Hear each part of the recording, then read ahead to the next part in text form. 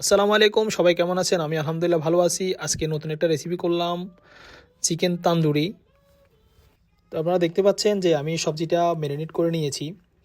তো সবজিতে সব মশলা টশলা মিশিয়ে আমি সেটা ম্যারিনেট করে এখন সেটা রেখে দেব। তো ফার্স্টে আমার যেই কাজটা করতে হবে সেটা হচ্ছে যে তো আপনারা দেখতে পাচ্ছেন এটা হচ্ছে যেটা আমি ম্যারিনেট করে নিয়েছি চিকেনটা।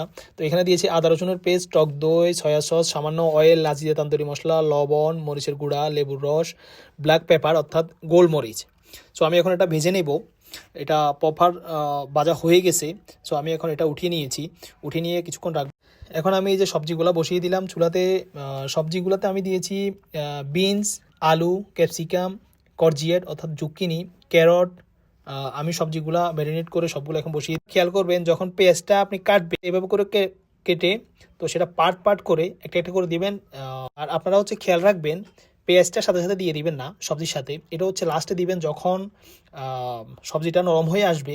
দেখবেন তখন আপনারা এই যে পার্ট পার্ট খুলে খুলে খুলে খুলে দিবেন একটা একটা করে পেঁয়াজটা। আপনারা চাইলে আরও কোনো কিছু অ্যাড করতে পারেন, এখানে আরও হচ্ছে কলিফ্লাওয়ার ইউজ করতে পারেন বা ফুলকপি।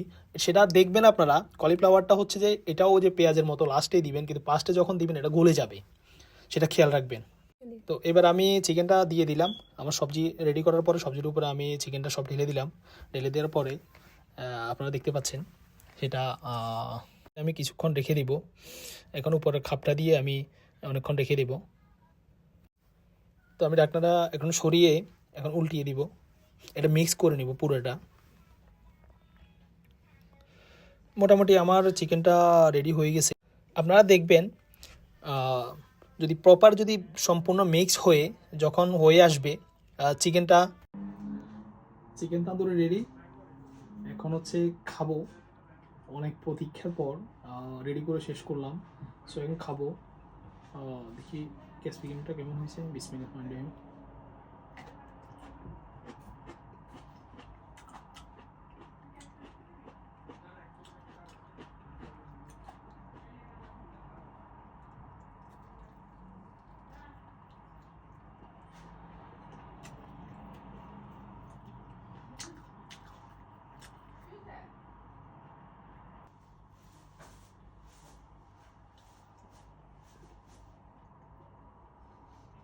হচ্ছে আলু,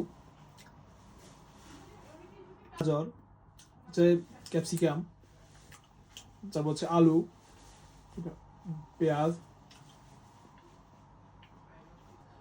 সব কিছু মিলে কম্বিনেশনটা খুবই ভালো লাগতেছে, খুবই মজার হয়েছে। সো অনেক ভালো লাগতেছে। আমি আর একটু খাবো।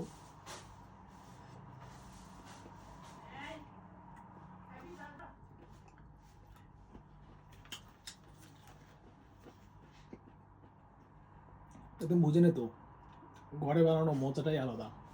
আপনি হচ্ছে যে রেস্টুরেন্টে আপনি খেতে পারেন, কিন্তু আপনি ঘরে বানানোর যে মজাটা পাবেন সেটা কিন্তু রেস্টুরেন্টে পাবেন না। সো আমি নিজেও আমি ভোজন বিলাসী একজন মানুষ। আমি খাবার অনেক পছন্দ করি। সো আমি রেস্টুরেন্টেও খাবার পছন্দ করি, কিন্তু রেস্টুরেন্টে খাওয়ার পরে আমার একটু প্রবলেম হয়। সো ঘরের জিনিসগুলো আমি অনেক পছন্দ করি। আর এইখানে তো কোনো কথাই নেই। তো ঠিক আছে, সবাই ভালো থাকবেন, সুস্থ থাকবেন, বেশি বেশি করে খাবেন। আর আমি তো আপনাদের সাথেই আছি। নতুন নতুন রেসিপি করব ইনশাল্লাহ, সেটা পাবেন। ট্রাই করার চেষ্টা করবেন, করতে করতে হয়ে যাবে। তো বাই, আল্লাহ হাফেজ।